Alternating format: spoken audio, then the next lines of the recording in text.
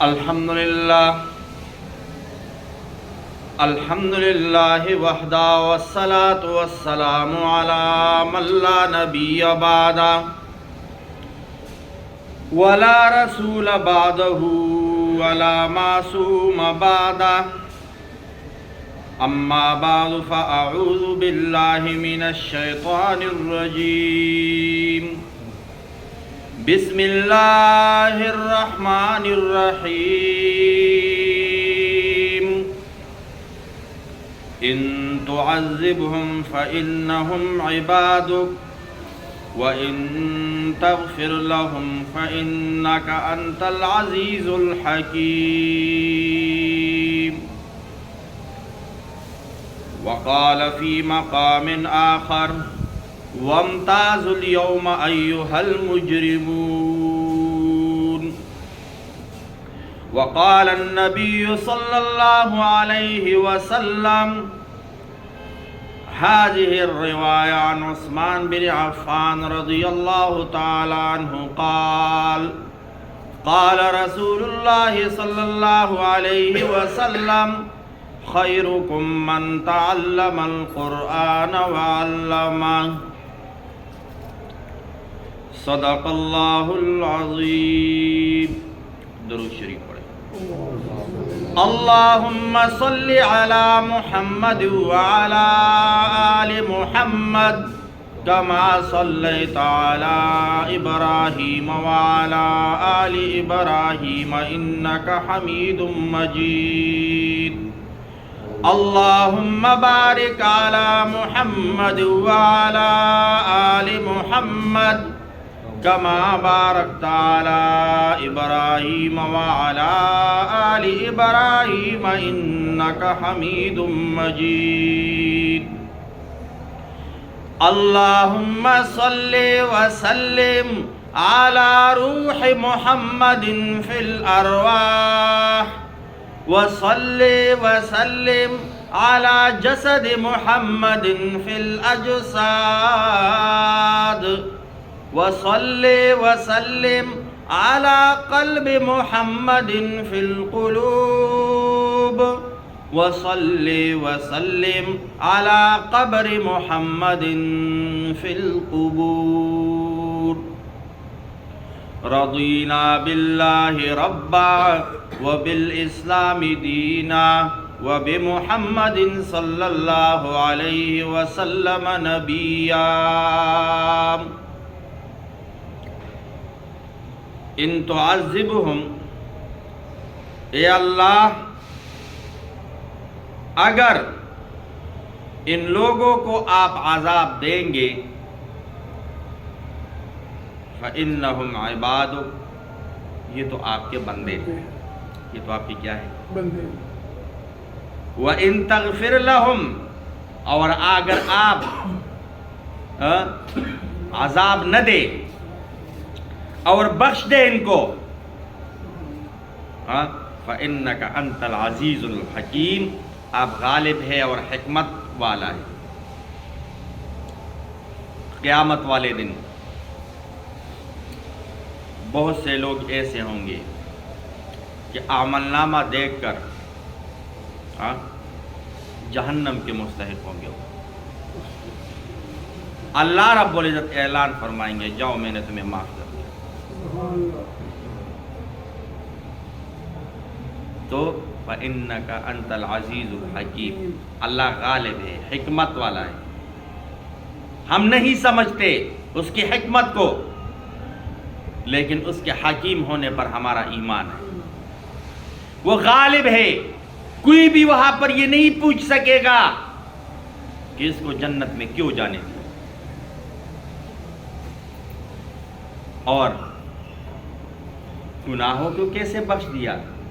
وَإِنَّكَ أَنْتَ الْغَفُورُ وَاللَّهُ غَفُورٌ الرَّحِيمٌ، کیونکہ اللہ بخشنے والا مہربان ہے. تو یہ یقین رکھو کہ اللہ رب العزت ہمیں بھی معاف فرما دیں گے، اللہ رب العزت ہمارے گناہوں کو بھی بخش دیں گے. ایک بندہ کو یہ یقین ہی نہیں ہے اور وہ ہاتھ اٹھاتا ہے اللہ میرے گناہوں کو معاف فرما اور میرے گناہوں کو بخش دے، اور پھر جا کے وہ گناہ کرتا رہتا ہے، اس کا مطلب یہ ہے کہ وہ یا تو دعا یقین سے نہیں مانگتا،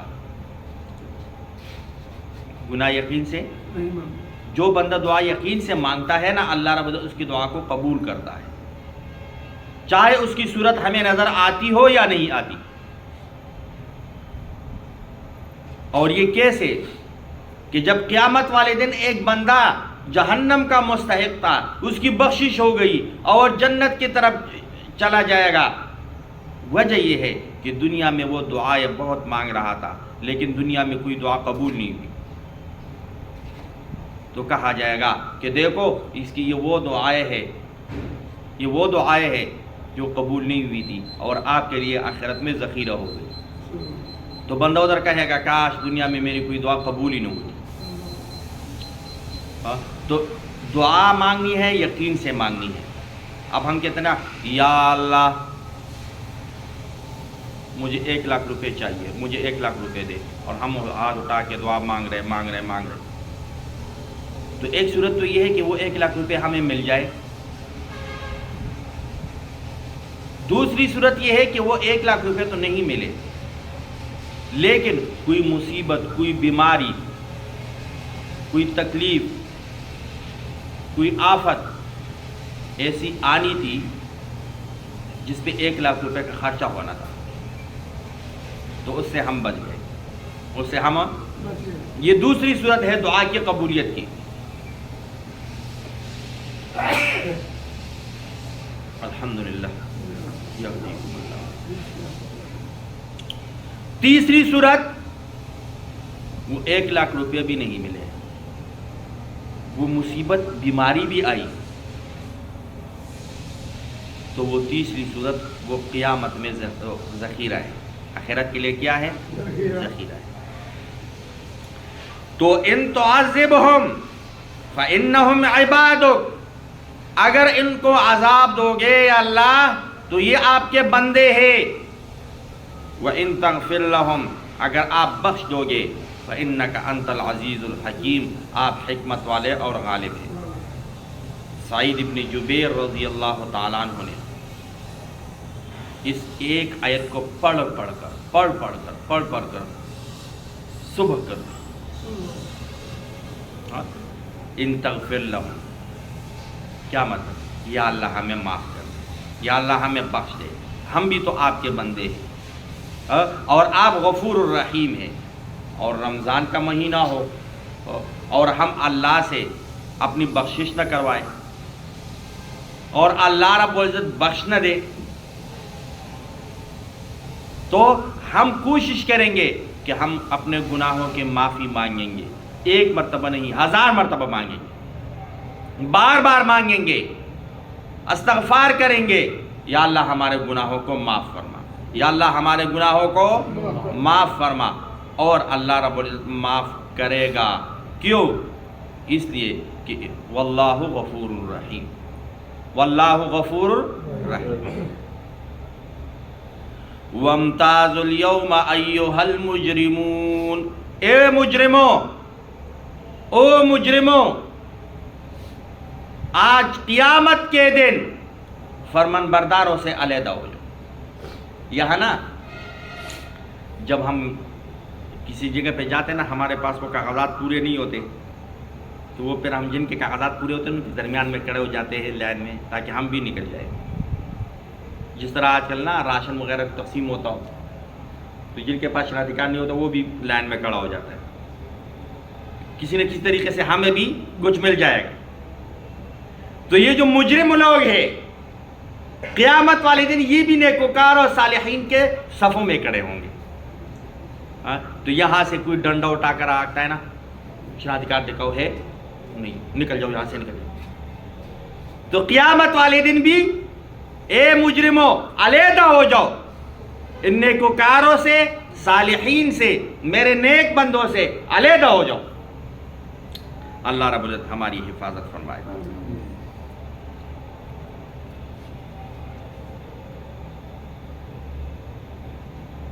بہت سے لوگ اللہ رب العزت نے نبی علیہ الصلوۃ والسلام نے ان کو بہترین کہا ہے. کیا کہا ہے؟ ان میں سے ایک قسم کا تذکرہ آج کرنے لگا ہوں. حضرت عثمان رضی اللہ تعالیٰ عنہ فرماتے ہیں نبی علیہ الصلوۃ والسلام نے ارشاد فرمایا خیرکم تم میں سے بہتر وہ ہے، خیرکم تم میں سے بہتر وہ ہے من تعلم القرآن وعلمہ جو قرآن خود سیکھے اور دوسروں کو سکھائے. ہم دنیاوی تعلیم جس کو ہم عصری تعلیم کہتے ہیں وہ سیکھتے ہیں، اپنے بچوں کو سکھاتے ہیں. انگلش سیکھتے ہیں، اپنے بچوں کو سکھاتے ہیں. اردو سیکھتے ہیں، اپنے بچوں کو سکھاتے ہیں. عربی سیکھتے ہیں، اپنے بچوں کو سکھاتے ہیں. یعنی جو ہم کرتے ہیں ہم کوشش کرتے ہیں کہ یہ ہمارے آگے نسل تک بھی منتقل ہو جائے. اسی طرح ہمیں چاہیے کہ اگر ہم قرآن پڑھے ہوئے ہیں تو کوشش کرے کہ اپنے بچوں کو پڑھائے، بچوں کو سکھائے. اور اگر نہیں پڑھے ہوئے تو خود سیکھے. خود کیا کرے؟ اور سیکھے ہوئے ہیں بچوں کو بھی سمجھاتے ہیں اور خود بھی پڑھا کرے. خود بھی کیا کرے؟ پڑھا کرے، تلاوت کیا کرے. تو حضرت عثمان رضی اللہ تعالیٰ عنہ نے یہ روایت نبی علیہ الصلوۃ والسلام کہ نبی علیہ الصلوۃ والسلام ارشاد فرماتا ہے خیرکم من تعلم القرآن وعلمہ.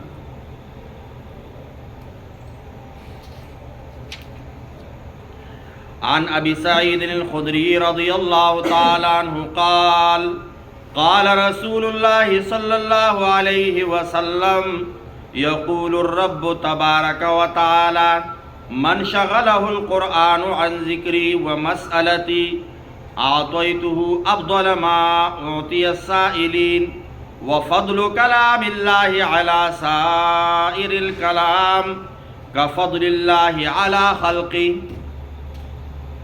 ابو سعید خدری رضی اللہ تعالیٰ عنہ فرماتے ہیں نبی علیہ الصلوۃ والسلام نے ارشاد فرمایا، اللہ رب العزت فرماتے ہیں، یعنی یہ حدیث قدسی ہے. اللہ رب العزت فرماتے ہیں کہ جو بھی بندہ قرآن کا تلاوت کرتا ہے، میرے کلام کا تلاوت کرتا رہتا ہے، یہاں تک کہ وہ اس کے تلاوت میں اتنا مشغول ہو جاتا ہے کہ وہ اپنے لیے کچھ مانگ نہ سکا، دعا نہ کر سکا. یعنی ہم تو نماز پڑھتے اس کے بعد دعا کرتے ہیں، کوئی بھی نیک عمل کرتے اس کے بعد دعا کرتے ہیں، یا حج پہ جاتے ہیں دعا کرتے ہیں. ہاں تو اب تلاوت بندہ کرتا ہے اور چاہتا ہے کہ اس کے بعد میں یہ دعا کروں، لیکن وہ تلاوت میں اتنا مشغول ہو گیا اور اس کا اتنا مزہ آ گیا، ٹائم تو نکل گیا تو دعا اس نے مانگی نہیں. اللہ رب العزت فرماتا ہے کہ میں اس بندے کو وہ بھی عطا کرتا ہوں جو اس نے نہیں مانگا، اور وہ عطا کرتا ہوں جو اور مانگنے والے مجھ سے مانگ رہے، اس لیے کہ یہ میرے کلام میں اتنا مشغول ہوا. اور میرے کلام کی فضیلت ایسا ہے جیسے تمام کلاموں پر، جیسے میری فضیلت تمام مخلوق پر ہے، جیسے میری فضیلت تمام مخلوق پر ہے. تو کوشش کریں گے نا انشاءاللہ. ہاں خود بھی پڑھیں گے، سمجھ کے پڑھیں گے، تلاوت کریں گے. اور رمضان کا مہینہ ہے، ایک حرف کے بدلے 10 نے کیا اور 70 نے کیا، اور پھر رمضان میں پڑھیں گے تو ایک حرف کے بدلے 70 نے کیا، 70 کو 10 میں ضرب دے تو کتنی بن جائے گی. اور جب ایک بندہ پورا قرآن مجید ختم کرتا ہے، قرآن مجید ہو، اللہ رب العزت ہم سب کو توفیق نصیب فرمائے. عن عقبة بن عامر قال خرج رسول اللہ صلی اللہ علیہ وسلم ونحن فی الصفہ. یعنی نبی علیہ الصلوۃ والسلام نے ارشاد فرمایا، میں اس کا روایت لمبی ہے تو اس کا خلاصہ آپ کو بتاتا ہوں. بہت سے لوگ مسجدوں میں آتے، کوئی نفل پڑھتا ہے یا آ کے بیٹھ جاتے ہیں، اور ابھی نماز میں ٹائم ہے، 10 منٹ ہے، 5 منٹ ہے، 15 منٹ ہے، تو کیا کرنا ہے؟ ہمیں چاہیے کہ فضول نہ بیٹھیں. بلکہ قرآن مجید اٹھائے تلاوت کرے، قرآن مجید اٹھائے اور کیا کرے؟ تلاوت کرے۔ نبی علیہ الصلوۃ والسلام نے ارشاد فرمایا کہ تم میں سے کون چاہتا ہے کہ قیمتی اونٹی وہ فلاں جگہ سے لے کر آئے؟ سارے صحابیوں نے ہاتھ اٹھائے کہ ہم سارے چاہتے ہیں۔ تو نبی علیہ الصلوۃ والسلام نے ارشاد فرمایا کہ جو بھی تم میں سے مسجد جاتا ہے، ایک آیت تلاوت کرتا ہے تو وہ ایک اونٹی سے بہتر ہے، 2 آیتیں تلاوت کرتا ہے 2 اونٹنیوں سے بہتر ہے، 3 آیتیں تلاوت کرتا ہے 3 اونٹنیوں سے بہتر ہے۔ اور آگے فرمایا کہ اس طرح تعداد آیتوں کا بڑھاتے جاؤ اور وہاں سے اونٹوں کی تعداد بڑھاتے جاؤ۔ کیا مطلب؟ ایک اونٹنی کو اللہ کے راہ میں صدقہ کیا، اس کا جتنا ثواب ہے اس سے اتنا ثواب اس کا ہے۔ تو اب ایک بندہ قرآن نہیں پڑھا ہوا، وہ جب آتا ہے 2 رکعت پڑھ لی، نفل پڑھ لی، تحیت المسجد پڑھ لی، پھر اس کو چاہیے کہ وہ بیٹھے درود شریف پڑھے۔ کیا کرے؟ درود شریف پڑھتا رہے، لا الہ الا اللہ کا ذکر کرتا رہے، استغفار کرتا رہے، لیکن فضول نہ بیٹھے، فضول نہ بیٹھے۔ اور بعض لوگ تو اللہ معاف کرے ایسے ہوتے ہیں کہ ان کو تو وقت ملتا نہیں ہے، دکانداری میں مصروف ہوتے ہیں، اپنے کاروبار میں مشغول ہوتے ہیں، ان کو جو سب سے بہترین جگہ ملتی ہے نا وہ مسجد ہوتی ہے۔ اکٹھے ہو جاتے ہیں سارے محلے والے، علاقے والے، اور پھر مسجد کے کونوں میں سارے وہ گروہ بنائی ہوتی ہے، اور وہاں پر بینسوں کی خریداری بھی ہوتی ہے، گاڑیوں کی خرید فروخت بھی ہوتا ہے۔ تو وہ ساری دنیاوی باتیں وہ آ کے مسجد میں کرتے ہیں، کہ مسجد یہ دنیاوی باتوں کے لیے نہیں ہے، یہاں پر عبادت کرے۔ اور عبادت کی کئی صورتیں ہیں، میں نے بتایا، نماز پڑھے، سب سے بہتر یہ ہے کہ نفل پڑھے، اگر مکروہ وقت نہیں ہے تو کیا کرے؟ بار بار 2 رکعت پڑھ لی، پھر کھڑے ہو جائے، 2 رکعت پڑھی، پھر کھڑے ہو جائے، 2 رکعت پڑھی۔ اور اگر یہ نہیں ہے تو قرآن مجید کی تلاوت کرے، اور اگر یہ نہیں ہے تو پھر ذکر اذکار کرے، یعنی کسی بھی طریقے سے اپنے آپ کو اللہ کی یاد میں مشغول رکھے۔ اللہ کی یاد میں کیا رکھیں؟ تو کوشش کریں گے نا انشاءاللہ۔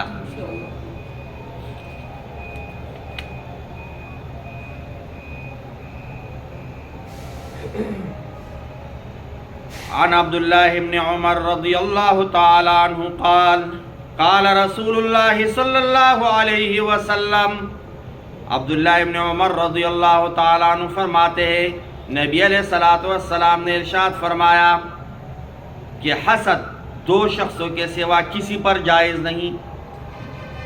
حسد کرنا گناہ ہے نا، حسد کرنا کیا ہے؟ لیکن 2 جگہوں پر حسد کر سکتے، 2 جگہوں پر حسد، وہ کیا ہے؟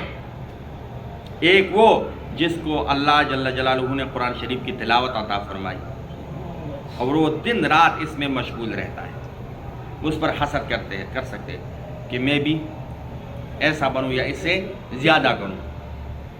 اور ایک وہ جس کو اللہ رب العزت نے مال کی کثرت عطا کی اور وہ دن رات اس کو خرچ کرتا ہے۔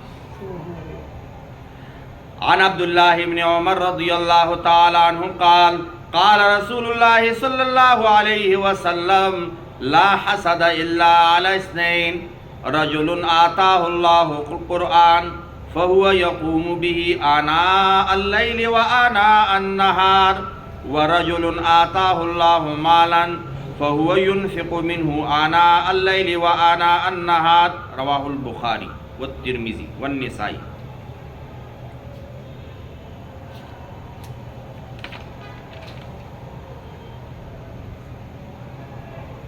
اچھا، بہت سے لوگ ایسے ہیں کہ جو قرآن کو ساتھ تعلق رکھ کے اللہ رب العزت نے ان کو بلندیوں پہ پہنچایا، اور بہت سے لوگ ایسے ہیں جن نے قرآن کو چھوڑ کر اللہ نے ان کو پستی میں گرا دیا۔ اور یہ نبی علیہ الصلوۃ والسلام کا حدیث مبارک ہے، نبی علیہ الصلوۃ والسلام کا حدیث مبارک ہے، آپ لوگ بھی سنیں۔ عن عمر بن خطاب رضی اللہ تعالی عنہ قال قال رسول اللہ صلی اللہ علیہ وسلم کہ نبی علیہ الصلوۃ والسلام نے ارشاد فرمایا ان اللہ یرفع بہذا الکتاب اقواما ویدع بہ آخرین، اس کتاب یعنی قرآن کی وجہ سے کتنی لوگوں کو بلند مرتبہ عطا کرتا ہے اور کتنے ہی لوگوں کو پست و ذلیل کرتا ہے۔ اللہ رب العزت ہماری حفاظت فرمائے۔ یعنی قرآن کے ساتھ تعلق رکھنا ہے، قرآن کے ساتھ تعلق رکھنا ہے۔ دو حدیثیں اور سناتا ہوں پھر ٹائم پورا ہو گیا۔ نبی علیہ الصلوۃ والسلام کا ارشاد مبارک ہے، قیامت والے دن قرآن مجید سفارش کرے گا اپنے بندے کے حق میں۔ اللہ رب العزت قرآن کی سفارش بندے کے حق میں قبول فرمائے گا، اور روزہ سفارش کرے گا بندے کے لیے کہ میں نے اس کو رو کے رکھا کھانے سے پینے سے۔ اللہ رب العزت روزے کی سفارش کو کیا کرے گا؟ قبول کرے گا۔ روزہ بھی ہے اور قرآن بھی ہے، اور اللہ رب العزت نے ہمیں صحت بھی عطا کی ہے، تندرست بھی ہے۔ وہ لوگ جو اسپتالوں میں ہیں وہ کہتے ہیں کاش ہمیں صحت ہو، ہم جا کے قرآن پڑھیں، ہم ٹھیک ہو، ہم جا کے کیا کریں؟ نماز پڑھیں۔ لیکن اب ہمارے یہ ہم خیال نہیں کرتے، تو ایسا نہ ہو کہ ہم سارے اسپتالوں میں ہو پھر افسوس کریں۔ بہتر یہ ہے کہ ابھی ہمیں تندرستی نصیب ہے تو اسی تندرستی کی حالت میں ہم کیا کریں؟ روزہ بھی رکھا ہوا ہے اور تلاوت بھی کریں۔ کیا کریں؟ تو قیامت والے دن نبی علیہ الصلوۃ والسلام کا ارشاد مبارک ہے، فیشفعان، ان دونوں کی سفارش اس بندے کے حق میں اللہ رب العزت قبول فرمائیں گے۔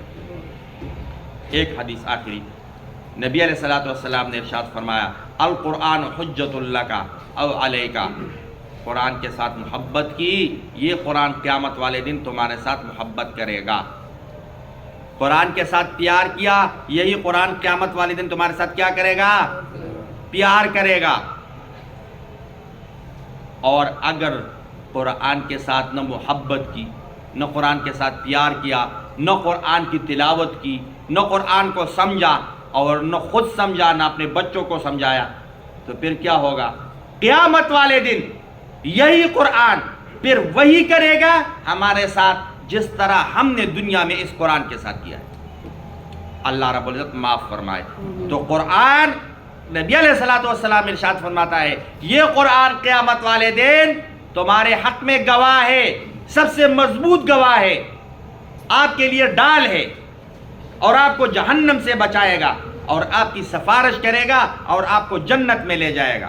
اور یہی قرآن آپ کے خلاف مضبوط گواہ ہے، ہاں، یہ آپ کو جہنم میں بھی لے جا سکتا ہے۔ اللہ رب العزت ہماری حفاظت فرمائے۔ اور جہنم میں کیسے؟ سورۃ بقرہ میں ایک آیت ہے، یضل بہ کثیرا ویہدی بہ کثیرا، اس قرآن کے نزول سے بہت سے لوگ تو ہدایت پاتے ہیں اور بہت سے لوگ گمراہ ہو جاتے ہیں۔ بہت سے لوگ کیا ہو جاتے ہیں؟